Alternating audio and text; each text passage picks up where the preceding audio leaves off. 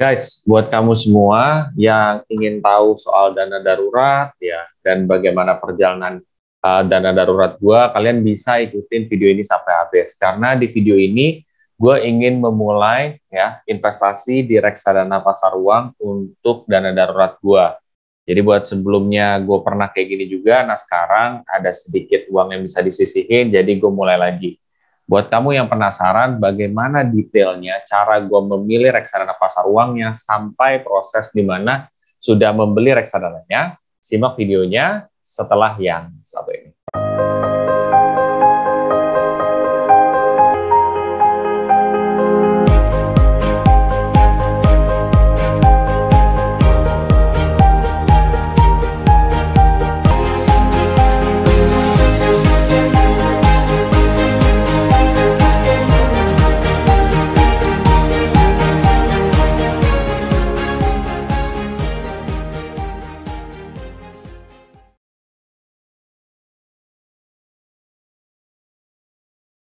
Oke, seperti biasa, gue akan coba disclaimer dulu ke sobat investor semua sebelum masuk lebih dalam. Satu, keputusan investasi ada di diri kita masing-masing.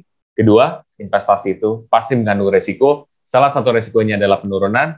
Ketiga, gue tidak pernah mengadakan titip dana sama sekali. Oke, jadi gini sobat investor. Kalian itu bisa menggunakan dana darurat itu buat hal-hal yang darurat. Seperti namanya, yaitu dana darurat. Nah, cuman dana darurat ini sempat menjadi kebingungan juga buat sebagian investor. Apakah saya harus naruh di bank? Apakah saya harus naruh di reksadana pasar uang atau di instrumen lain? Kalau gue pribadi, ya, gue menaruh ada yang di bank, ada juga yang di reksadana pasar uang. Nah, sekarang gue mau mulai lagi nih di reksadana pasar uang. Nah, sebelumnya gue juga udah pernah ngelakuin kayak gini. Kalian bisa cek di playlist dana darurat gue juga. Di situ ada perjalanan gue. Nah, sekarang kita coba lihat bagaimana cara gue menganalisa reksadana. Gue akan coba share screen dulu ya di sini. Oke, ini adalah aplikasi Bibit gue juga ya di sini. Aplikasi Bibit ya. Kalian juga bisa lihat ini di laptop kalian atau mungkin kalian bisa cek di HP kalian juga ya. Terus habis itu angkat naikin dulu deh. Nah, oke. Di sini kan ada kayak lampu atau kaca pembesar kan guys nih. Bentar. Nih ada kayak kaca pembesar kan, klik aja. Nah, di sini cari reksadana pasar uang. Nih, pasar uang. Nah. Oke. Untuk memilih reksadana yang bagus sebenarnya ada beberapa hal yang mesti kalian perhatikan ya. Kalian bisa lihat secara kasarnya di sini kan ada 1 tahun return, ada expense ratio, ada total AUM. Nah, pasti buat lo semua bingung nih. Lo akan patokannya pasti akan di sini, Pak. Nih, return mulu. Iya, lihat return nggak apa-apa, Pak. Gue juga lihat return. Misalkan 5,24%. Expense ratio ini, AUM gede banget gitu. Tapi gue cek satu-satu. Ini gimana nih? Oh, ternyata dia AUM-nya tinggi, ya. CAGR tinggi. Tapi minimal pembeliannya 100.000. Ah, enggak deh gitu. Karena gue budget untuk, nyisihin buat dana darurat lebih kecil dibandingkan itu. Next, gitu. Nah, katakan di sini gue coba Sukor Invest Syariah Money Market Fund, ya. Nah, di sini kita coba analisa ya. Ini kalian bisa lakukan di beberapa reksadana pasar uang lainnya juga ya. Contoh misalkan ini kita lihat hal pertama untuk menganalisa adalah reputasi. Sukor Invest Syariah Money Market Fund. Kalian copy di sini. Kalian Google aja ya di sini, tak paste. Oke. Nah, di sini setelah kalian googling ya, kalian lihat di sini ada masalah nggak? Wah. Oke, reksadana Sukor Invest Money Market Fund ya. Nah, kan di sini nggak ada masalah kan? Ini kalau nggak salah dua produknya. Nah, ini kayaknya pernah kena suspend nggak sih? Coba nih. Coba otoritas jasa keuangan. Sukor Invest Money Market Fund dan Sukor enggak, ini belum kena nih guys. Baru Sukor Invest Money Market Fund nama Sukor Citra Dana Berimbang. Gue inget banget nih kalau masalah yang reputasi Sukor Invest Money Market sama Citra Dana Berimbang itu kalau nggak salah karena udah kehabisan reksadananya dijual. Jadi reksadana itu sebenarnya kan bentuknya kayak unit guys ya. Kalau unitnya udah habis terjual, ya berarti kalian udah nggak bisa beli lagi. Nah di sini suspensionnya itu bukan sesuatu hal yang buruk, tapi malah justru itu kebagusan karena sampai laku keras AUM-nya aja kalau nggak salah waktu itu sempat nyentuh 10 T kalau nggak salah gitu. Jadi gede banget guys. Nah cuman dari kita kan ngebahas Sukor Invest Syariah Money Market Fund ya. Di sini nggak ada ya istilah di suspension atau apa gitu. Cuman kalau tadi itu di berbeda reksadana, cuman manajer investasi sama, yaitu Sukor Asset Management. Oke, berarti ini udah oke ya dari segi reputasi. Kita balik lagi. Kedua, yang mesti kalian perhatikan itu adalah dari AUM atau dana kelolaan pada reksadana. Dana kelolaan pada reksadana atau total AUM yang kamu lihat di sebelah sini, itu kan 2,23 triliun. Menurut gua gimana? Menurut gua kalau AUM-nya sudah di atas dari 100 miliar, itu sudah bagus. Nah, di sini itu udah 2,23, artinya sudah sangat baik, gitu kan, sudah sangat bagus. Kenapa? Karena dia udah sampai triliun. Nggak semua reksadana tuh ada yang sampai triliun. Ya, kita cek lagi deh, biar lebih detail nih buat kalian. Tuh, ini kan ada yang triliun, ada yang puluhan kan, puluhan miliar. Ini miliar ya maksudnya ya. Gitu. Oke, jadi tapi intinya akan lebih baik menurut pendapat gua ketika kita milih yang triliun, karena dana kelolaan yang tinggi tentu akan lebih liquid atau lebih cepat untuk dicairkan sebenarnya.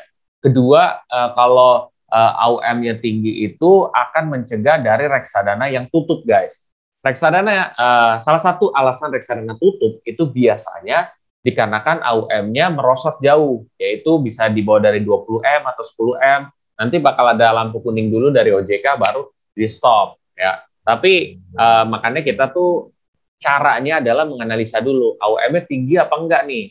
Berdasarkan data saat ini nih Sukor Invest Syariah Money Market Fund tuh AUM-nya tinggi 2,23. Oke, itu hal kedua berarti oke nih gitu. Hal ketiga yang gue biasa lihat adalah drawdown. Nah, drawdown ini salah satu aspek juga yang gue lihat ya. Kira-kira drawdown ini apa sih? Drawdown ini adalah penurunan maksimum yang pernah terjadi pada reksadana ini, ya. Entah 1 tahun, entah 3 tahun, entah 5 tahun, ya. Di situ bakal ketahuan. Nah, di sini kebetulan 0,00%. Ini kalau misalkan reksadana pasar uang, ada yang minus 0,01, minus 0,03, atau 0,05 gitu. Jadi berarti kalau 0,005 ya 0,03 ya artinya adalah bahwa berarti turunnya dia cuma 0,03%, 0,05%. Kalau ini selama 1 tahun terakhir itu cuma 0,00%. Berarti ini udah cukup baik gitu. Lalu apalagi sih yang gue lihat? Baru yang gue lihat adalah return guys. Returnnya gimana nih? Nah, secara return itu 4,59%. Sebenarnya ini udah di atas daripada inflasi ya. Dan juga suku bunga deposito ya, rata-rata ya. Kalau deposito rata-rata untuk bank-bank yang besar itu ya kayak 2%, 3% ya sekitar segitu ya berdasarkan data saat ini. Kalau kalian lihat misalkan tahun depan ternyata ada perubahan lagi, itu beda lagi. Loh, kenapa bukannya suku bunga itu 6% atau 5% lah? Ya karena kan sekarang eranya udah berubah. Kemarin itu sebelum pandemi. Nah ini sekarang masuk pandemi udah berubah lagi gitu. Ya, jadinya tentunya berbeda lagi. Nah di sini 4,59% itu sudah di atas daripada suku bunga deposito rata-rata. Nah nanti bakal ada yang nanya lagi, wah kalau misalkan ada kok yang deposito 8%, ya ada yang 7%, ada yang gede lah segitu. Perlu diingat guys, semakin gede potensi keuntungannya, berarti resikonya semakin gede. Itu aja kuncinya. Lo tinggal cari aja resikonya apa. Tuh, oke. Nah, di sini berarti udah sepakat ya, ini udah di atas daripada inflasi dan juga suku bunga deposito. Ya. Oh, inflasi beneran itu di atas dari inflasi. Kita cek. Inflasi BI. Nih, buka ya. Reload, Pak. Lagi nggak bisa diakses nih. Sorry guys. kemarin sih gue udah pernah bahas ya, ini soal inflasi ini, dan ternyata inflasi Indonesia itu 1, sekian %. Jadi itu kan ini udah di atas daripada rata-rata inflasi juga. Jadi ya udah oke lah. Secara return 1 tahun segini, terus juga 3 tahun 20% kan lumayan guys gitu, nambahnya segini. Mau dibilang nanti akan ada yang bilang lagi, oh returnnya ada yang lebih gede lagi nih gitu. Ya misalkan di mana, di mana, di mana. Sebenarnya kalau investasi bukan semata-mata soal return. Ada yang kalian harus pikirkan adalah kalian terima resiko apa enggak. Karena semakin gede lo ngelihat keuntungan yang ada di sini, berarti semakin besar resiko yang lo harus tanggung. Satu, ya. Kedua, lo harus cocokkan dengan instrumen, lo harus cocokkan dengan tujuan lo apa, gitu. Misalkan, gue dana darurat. Kalau dana darurat berarti gue kan harus pakai di saat yang darurat. Kalau gue pakai di saat yang darurat, berarti gue nggak bisa yang apa ya? Gue tiba-tiba ngambil instrumen yang naik turunnya itu tinggi. Ya. Nah sekarang kalau di reksadana pasar uang ini, lo lihat sendiri naik turunnya tuh nggak kerasa guys. Ini kebetulan aja ini lempeng aja nih. Ada juga yang kayak agak apa namanya naik turun naik turun naik turun gitu. Tapi dikit doang kalau reksadana pasar uang. Tapi kalau kalian lihat saham, obligasi itu tuh lebih fluktuatif. Ya misalkan di saham nih, lo lihat reksadana saham di sini Batavia lah. Tuh, lo lihat aja nih fluktuatifnya parah Pak. Tuh. Jadi instrumen-instrumen yang memang dia punya potensi keuntungan tinggi itu tuh bisa jadi nggak cocok untuk apa namanya dana darurat ini sendiri. Tapi kalau reksadana pasar uang cocok karena dia keuntungannya kecil, ya, terus juga resikonya juga kecil. Oke, balik lagi nih. Ini super detail banget ya. Biasanya gue nggak sedetail ini, Pak. Oke, kita balik lagi kepada expense ratio. Nah, expense ratio-nya ini di sini cukup kecil ya, menurut gue 0,56% juga ya di sini. Karena kalau misalkan reksadana pasar uang itu biasanya itu sekitar segini juga, tapi nggak ya 1%-an lah. Nah, kalian bisa lihat nih, rata-ratanya 1,27, 1,1, 1,06, ya ada juga yang 0,29 dan lain sebagainya ya di sini. Nah, oke, gue jelasin dulu. Expense ratio itu apa sih? Expense ratio adalah biaya-biaya yang dikeluarkan si manajer investasi dalam mengelola suatu produk reksadana. Nah, kalau di sini berarti biayanya si support asset management ini untuk mengelola support invest syariah money market fund ini. Nah, semakin kecil biayanya berarti kan harusnya keuntungan yang lo dapat tuh semakin gede gitu. Makanya orang prefer expense ratio kecil. Tapi konteksnya tuh beberapa kali kejadian expense ratio-nya gede, tapi return-nya juga gede gitu. Nah, kalau gua nggak masalah kalau kejadiannya seperti itu. Dan yang mesti kalian tahu adalah return yang udah di sini itu udah bersih guys. Jadi tidak ada potongan lagi. Tuh. Oke. Lalu apa lagi ya? Di sini minimal pembelian. Minimal pembelian itu 10.000. Nah, yang gue suka di sini adalah minimal pembeliannya bisa dimulai dari 10.000. Karena seperti yang kalian tahu tadi juga, ada yang minimalnya dari 100.000. Ada bahkan yang 1 juta, ada yang 5 juta, ada yang 10 juta. Nah, di sini 10.000. Jadi, teman-teman mungkin yang kalau punya modalnya kecil, terus mau persiapin buat dana darurat, nah itu bisa mulai di reksadana yang memang minimal pembeliannya 10.000. Gitu. Terus juga di sini ada namanya bank kastedian dan bank penampung. Jadi kalau bank kastedian itu bank di mana uang kalian tuh bakal disimpan, ya. Karena banyak orang yang bertanya, wah kalau aplikasinya bangkrut gimana? Ya kan duit kalian nggak ditaruh di aplikasi, tapi duit kalian ditaruh di bank kastedian ini, yaitu bank yang diawasi sama OJK. Jadi aplikasi nggak bisa mainin duit kalian atau manajer investasi sembarangan main duit kalian gitu, ya. Yang bisa itu hanya bank kastedian dengan manajer investasi setelah ngomong komunikasi gitu. Nah di sini adalah HSBC Indonesia. Bank penampungnya adalah BCA. Nah kalau bank penampung ini biasanya kalau kalian misalkan mau tarik ya investasi reksadana pasar uang kalian, itu tuh dari bank kastedian ke bank penampung dulu, baru ke rekening kita. Makanya itu butuh waktu sekitar maksimal 7 hari kerja. Cuman itu kalau reksadana pasar uang itu sekitar 2 hari kerja maksimal lah udah masuk ke rekening kita. 2 hari kerja ya guys ya, bukan 2 hari biasa. Oke, di sini udah tahu nih kalian nih seperti itu ya.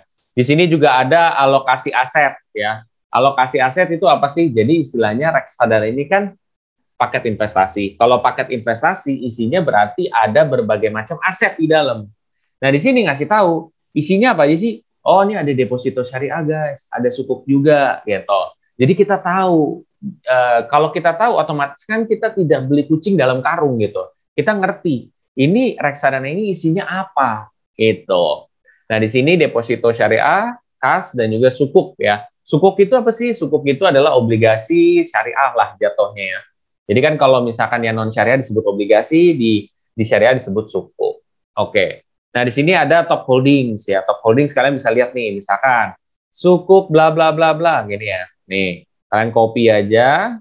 Terus habis itu kalian pas di Google. Kalian untuk mengecek nih isinya apa aja. Oh, ini misalkan. Oh, berarti sukuk ini adalah INKP, guys. Perusahaan INKP. INKP itu adalah apa kayak kalau nggak salah perusahaan kertas deh. Iya, perusahaan kertas. Dan ini secara sahamnya memang bagus gitu. Berdasarkan akhir-akhir ini juga gitu. Seperti itu INKP. Terus juga kalian bisa cek misalkan yang lain sukuk apa lagi sih di sini gitu yang ada di dalam reksadana ini. Oke, kita cari lagi misalkan Mandala Multifinance ya. Nah, di sini dengan kalian udah tahu, oh berarti ini yang ditaruh di reksadana ini loh isinya. Kalau kalian udah tahu, kalian bisa bikin keputusan investasi. Kalau gue pribadi, gue melihat reksadana ini udah bagus ya. Dari isinya bagus, ininya bagus. Itu menurut sudut pandang gue. Jadi gue milih reksadana ini untuk invest gitu ya. Oke, gue beli, masukin aja 50.000. Oke, beli sekarang ya. Keterangan, oke, bayar. Instant payment. Sebentar ya guys, gue pakai ya, GoPay nggak bisa ya Pak ya, tumben. Oke. Oh, hanya menggunakan Android dan iOS. Ya udah nggak apa-apa, kita pakai virtual account aja. BCA virtual account. Oke ya, di sini gue akan coba transfer ya. Oke. Oke. Atas nama gue juga.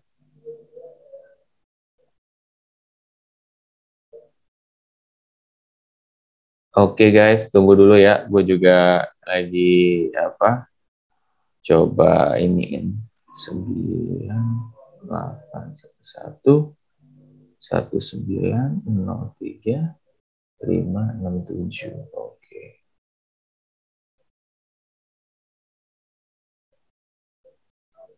Oke.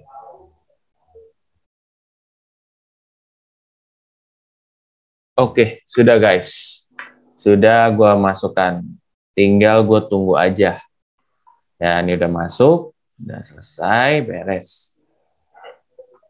Oke, gitu aja. Nanti reksadananya biasanya akan masuk di 2 hari kerja, guys. Jadi kalau kalian lihat, kok kenapa belum masuk ya reksadana saya, karena itu butuh 2 hari kerja, guys.